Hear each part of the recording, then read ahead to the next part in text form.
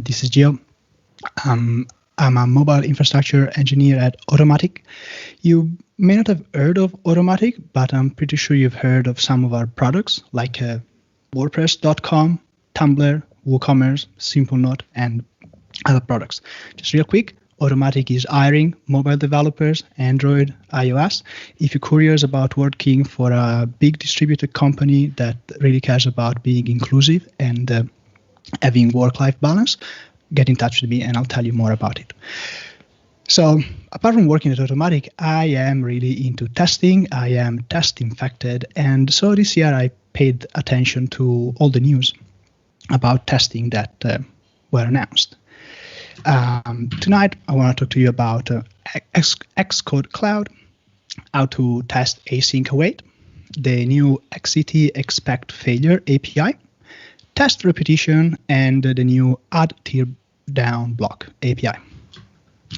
So Xcode Cloud, and as Jared said earlier, so that's what they bought BuddyBuild for, right? What is Xcode Cloud about? Is Xcode's, Apple's continuous integration solution that aims to bring all of that into Xcode, so you don't have to leave your IDE to learn and what your tests are doing, if they passed, if not. There's more to it, and which we'll see shortly. So here's a bunch of links and interesting things about Xcode Cloud. Link to the docs homepage, which is pretty extensive about all the different features, although I didn't see a lot of how to set it up. Maybe it's because it's still in beta, and we'll see more of that as it rolls out properly. It supports GitHub, Bitbucket, GitLab in all the different configurations, so that's cool.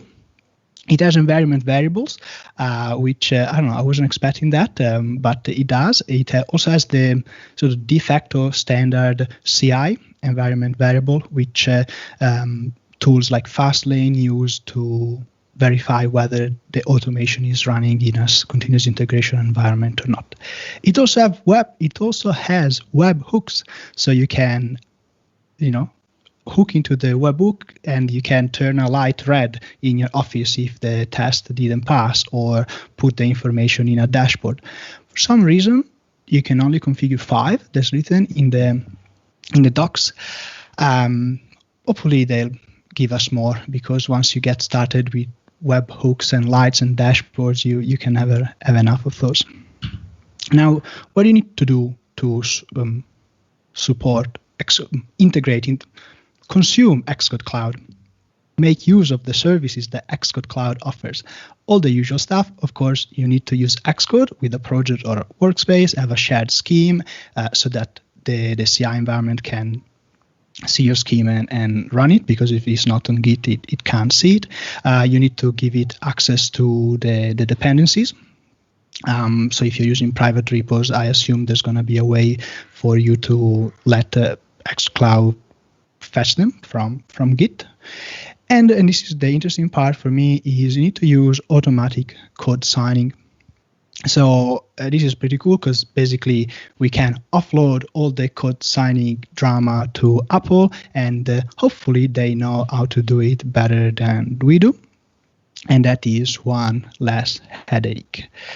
Unless you are a big team and you want to ship your app on App Center as well, because maybe you want to have internal betas. I'm a bit skeptical of just turning on automatic code signing. Or rather, I can expect that if you want to use Xcode Cloud and then have more automation on the side, you need to jump through some hoops to configure your own bespoke automation to survive alongside it. This year at WWDC, Apple has really gone all in with developer productivity, not just for the individual developer, but for the team. They added features in Xcode that really help the whole team. They really want Xcode to be the home of software development for iOS, macOS, and whatever. And they don't want you to leave. So now you can, Xcode already had Git support and integration, but now it has it integrates with your repository and with your GitHub or Bitbucket, so you can check out a PR, merge it. You can do all that stuff from within Xcode, including doing code reviews from there. If you really like Xcode and you like to stay in there, I think this is a nice feature.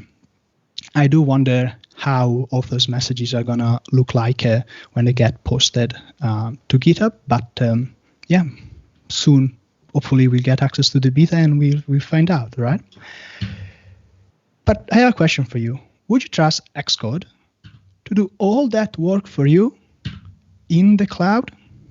I'm a bit worried that Xcode Cloud, that cloud is going to be like a storm cloud, you know? Xcode in the cloud, what could go wrong? Now, I'm not obviously joking.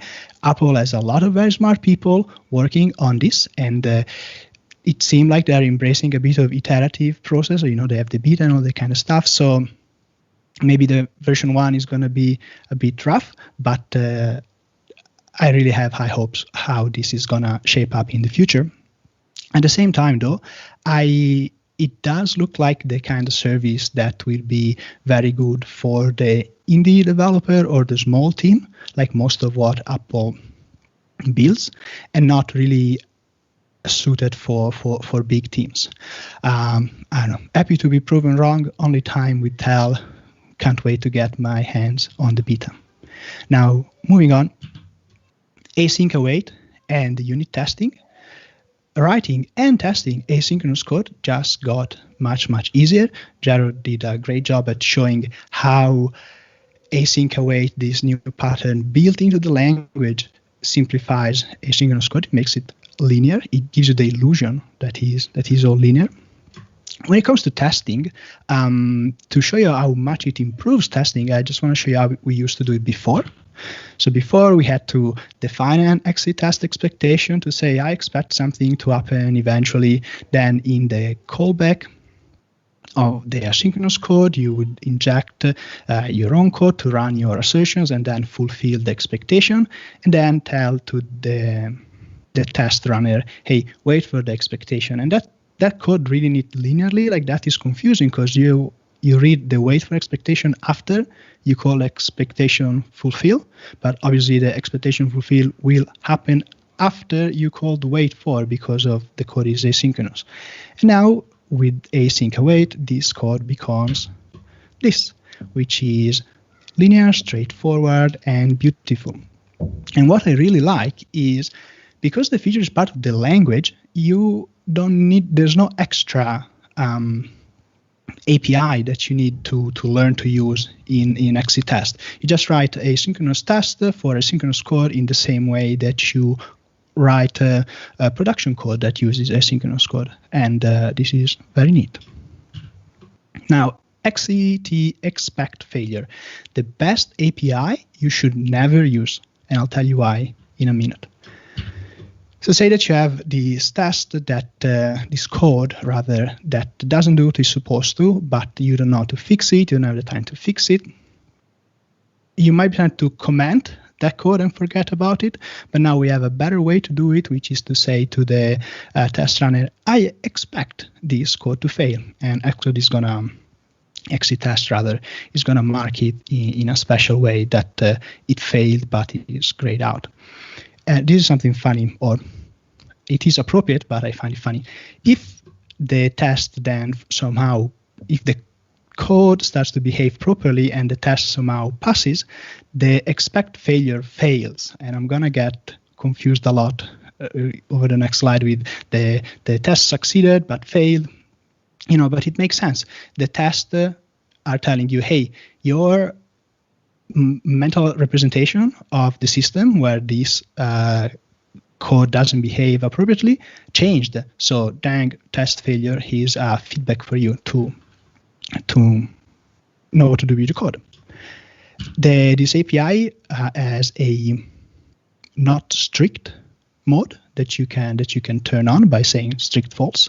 So if you don't have a test that is, you don't have code that is just a bit flaky, then you can tell, hey, you know, I expect it to fail, but if it doesn't fail, don't worry about it. happy days. I'll take it. I'll take any green test that can come, which may be handy for flaky test. More versatility in the API, you can drill down into the failure that you get. The failure is represented with an XCTEssue object, and it has a bunch of properties. And I'm pretty sure that is the object that XCTest uses under the hood to report all the failures.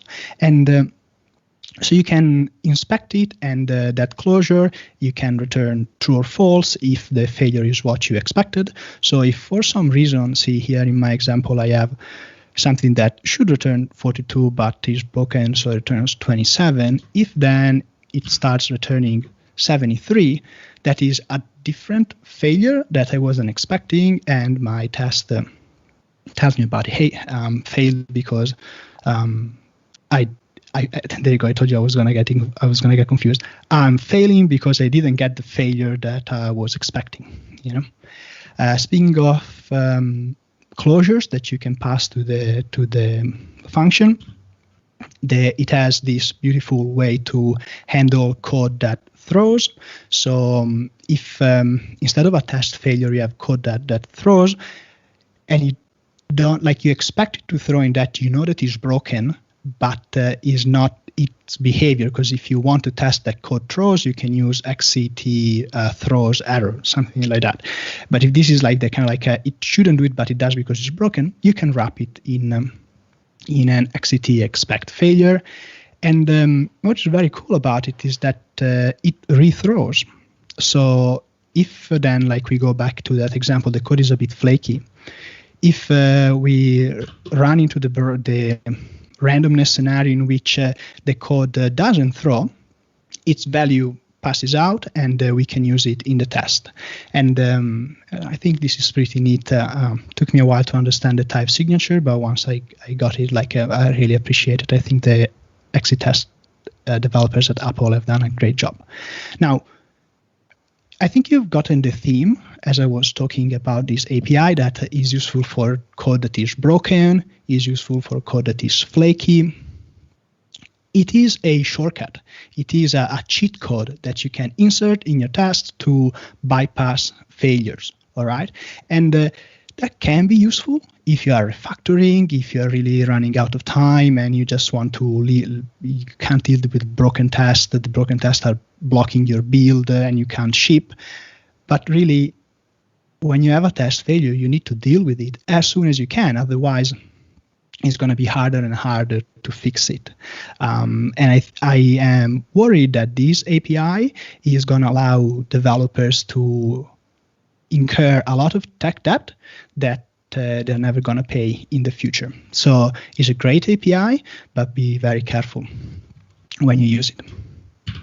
Moving on to test repetition, this is another tool that is useful for avoid dealing with or rather address flaky test. So test repetition is a new mode a new configuration that we can enable in the test plan. So you should go to your test plan and then into the configuration tab and find the test repetition mode. There are 4 modes. The first one, the default one, is none, so the tests don't get repeated. Then there's repeat until failure, retry on failure, and up until maximum repetition. And let's see how they work. So I cooked up a test that fails randomly, and I run it a bunch of time to see how it behaves. So with this one here, the until failure, the test is gonna run until it fails. This is useful to discover flaky test. You say, I imagine this is going to be particularly useful in the UI test suites. Imagine you have a UI test suite and there's some, animation networking code that you are not too sure about. You can run it through the repeat until failure configuration, and if it passes, so if it does all its iteration and it never fails, then you're good because your tests are going to be green. Otherwise, at some point it fails. Xcode is going to tell you. This is useful to discover flaky test. Then we have the retry on failure, which is the exact opposite. If a test fails, Xcode is going to try it again. And this is useful if you have some flaky tasks that are inherently flaky, or that you don't have the time yet to address, but it's still useful to have the feedback from the test when it works, you can run it. You say, okay, it failed, but I know because it's a flake, and so I'm going to run it again. And finally, we have the up until maximum repetition.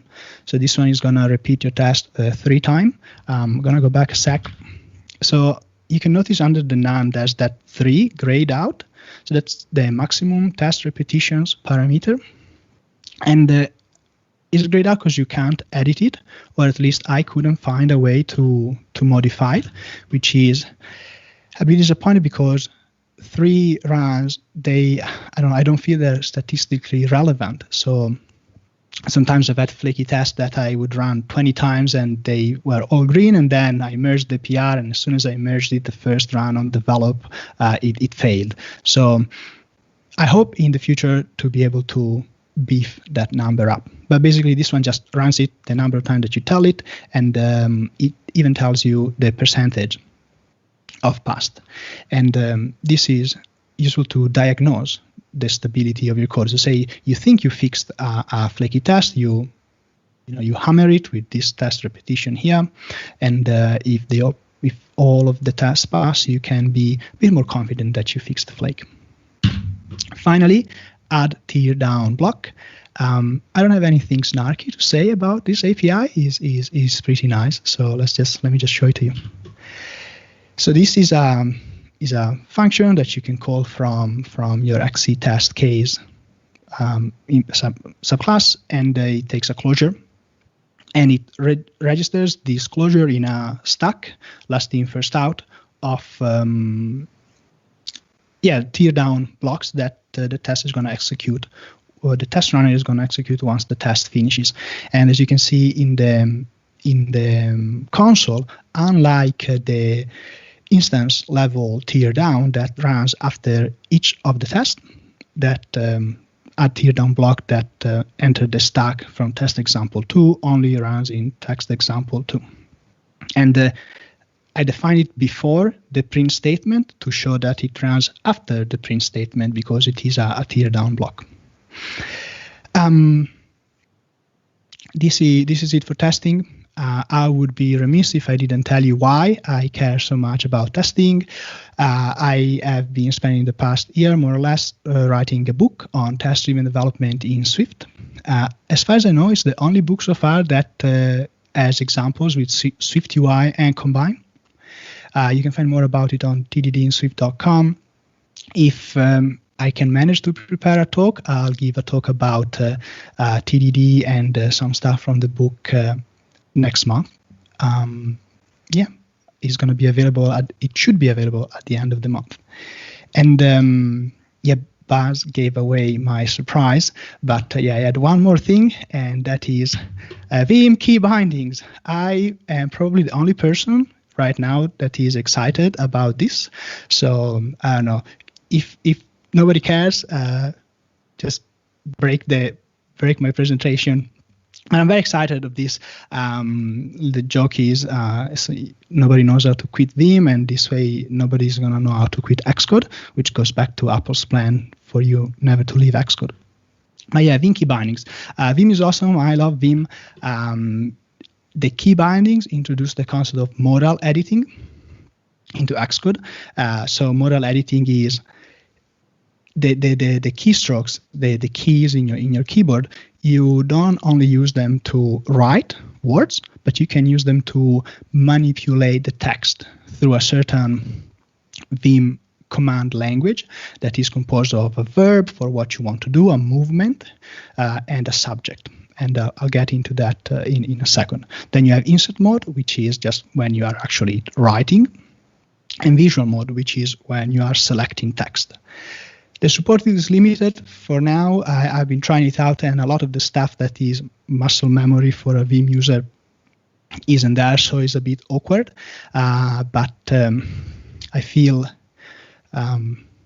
courageous tonight, and so demo time. Let me try to convince you that Vim is awesome. and that you should enable that mode in your Xcode. So what I'm going to do is going to stop this screen share and share my entire screen so you can see the Xcode window and keyboard visualizer. Okay.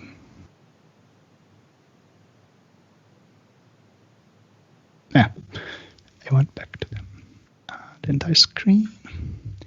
Here we are. Okay. So the first question is, how do you enable it? So you go to the settings screen, text editing, and then enable Vim Key Bindings. And now you have this beautiful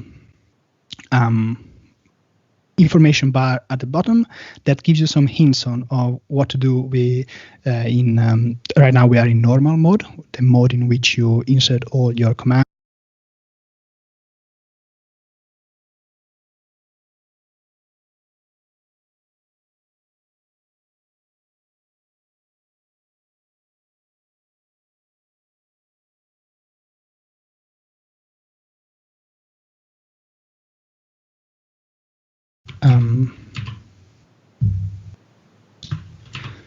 Okay, is this a bit better?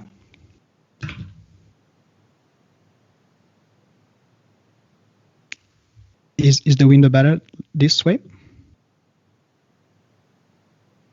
To the right, sorry, Gio. Okay, I really need to do it to the right. All there right, we go. Sorry. Perfect, thank you. you. Okay, let me just get rid of this stuff. All right, so I need to move my keyboard thing here. Okay. So yeah, you have this bar here that gives you some hints of stuff that you can do with the Vim Key Bindings to explore, which is fun. So let me show you around.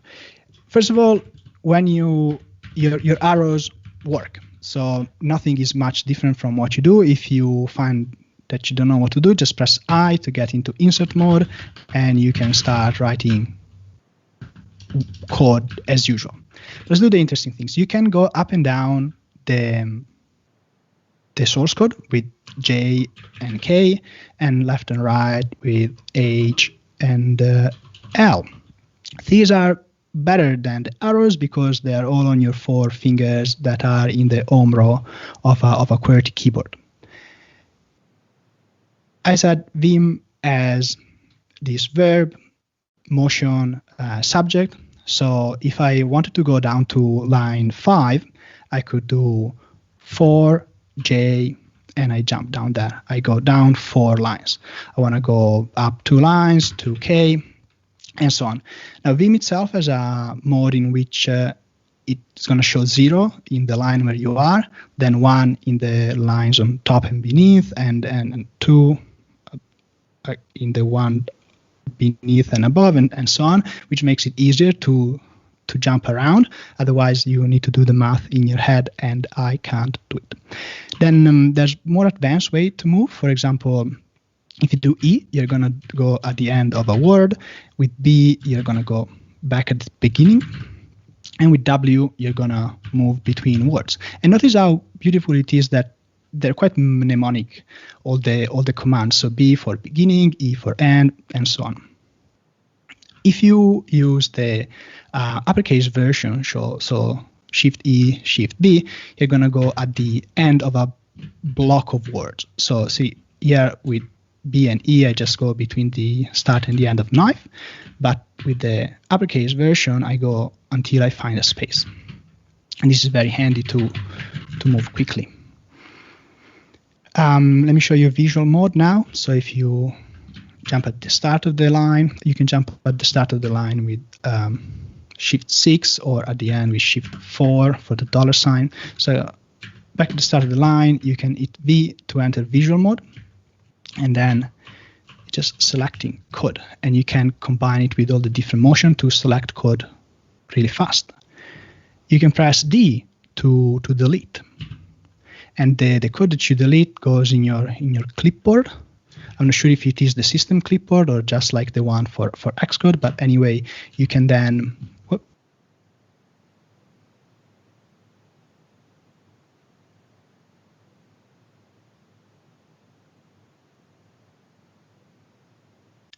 I'm back. Can you see me? Yeah, I can see myself in Rob's screen. Just reshare your screen. I just reshared the screen. Good one. Because that was a frozen frame. That is my screen. Anyway, reshare the screen.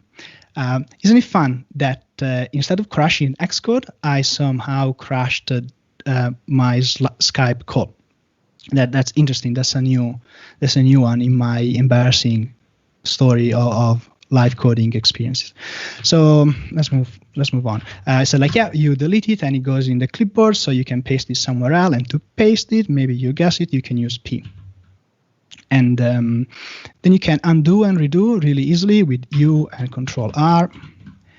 You can jump to the top and the bottom of the text with GG for the top and big G for the bottom. This is cool too. So say I go up a few lines and I say, hey, I want to delete this entire enum. It is 4 lines, so I can do D3J and it's gone. I can put it back with U, undo. U for undo. Now to search, you can hit the slash and write what you want to search, for example, case. And then with N, you're going to go to the next result and shift N to the previous one. This is very handy to navigate your search results quickly. Next stuff that I want to show you is, all right, so I don't know how useful it is, but this is neat for me. You can join lines very quickly. And when I say join, I mean this. And then you can, again, you can combine stuff that you do, commands and motions that you do in Vim. So I want to delete everything inside these curly braces. So I can do D, E, and the curly braces. Oh man, this is the, when someone looks at you typing, you forget how to type. So delete inside the curly braces. There you go, and it's gone, which is very fast if you don't stumble your way through the keys and get all upset because you are live streaming. The final thing I want to show you is something cool. So here we are in Australia, and apparently it's okay to put pineapple on pizza. My friends in Italy would disagree, but we can quickly toggle these false by saying change inside entire word and write true. And that's it for my demo time. I'm gonna jump back to the slides because I have one last thing to tell you. Let's see if I can crash it again or can do it properly.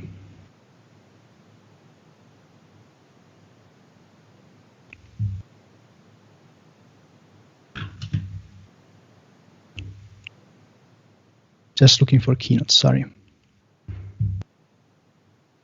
Present.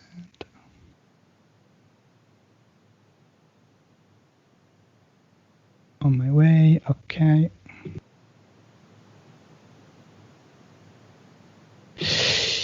Yeah, demo time is over. It went kind of well. So Xcode and Vim is awesome. I hope I did a decent job at convincing you. There's so much more to learn about it. And hopefully as the betas keep rolling, issues are going to be fixed and functionalities are going to be added. And I'm so excited about it that I thought I'd put together a course. So if you go to mocacoding.com/xcode-heart-vim, Xcode Heart Vim, you can sign up to learn more about it. And this is it for me. Thank you. Gio, I work at Automattic. We're hiring, so get in touch if you want to know more. You can find me on Twitter at mocagio. I blog at mocacoding.com, and you can find more about me at geo.codes. Thank you.